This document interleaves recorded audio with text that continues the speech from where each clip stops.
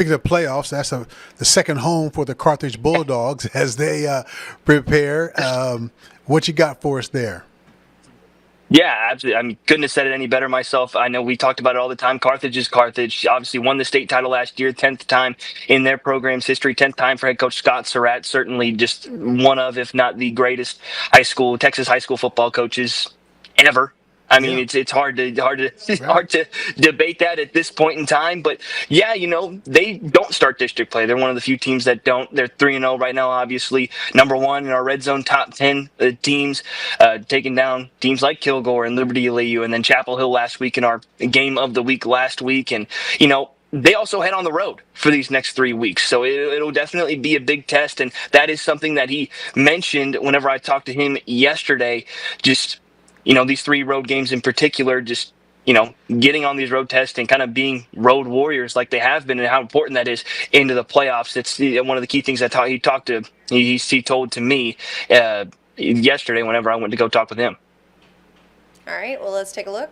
We go on the road for the next 3 weeks, so we got to travel very well, be very mature on the bus and on our travels, and be ready to go when to get off the bus and prepare till the game time. And that's all part of the process of getting better, because you got to win a lot of road games to do something special, 6 to be exact, and unless we get lucky and play a home playoff game at first. But it's just a process, and it's what we talked about is let's win today, and don't worry about district. We don't worry about playoffs. We win today, and maybe we'll be okay, later on down the road. I just love his all shucks attitude. Yeah, kicking the dirt and the ground. We're gonna do the best we can. We're on the road for the next 3 weeks, but but he has that program. It's like a machine, and we've talked about it before. Those young kids in Carthage, what do they want to do when they get older? Is play for the Carthage Bulldogs.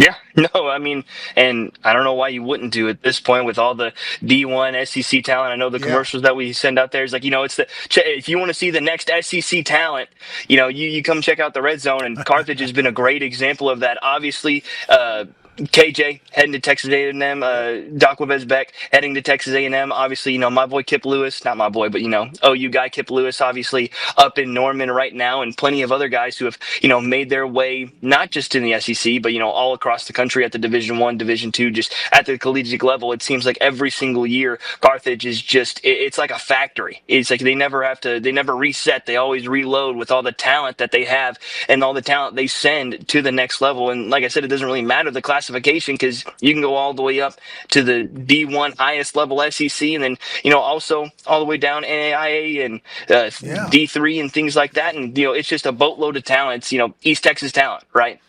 And and I think their second team, their depth could give some teams a run for their money to a degree. I really believe that. Ryan Smith, the sports director for KTRE, and the hair. We appreciate it, man. Thanks a lot.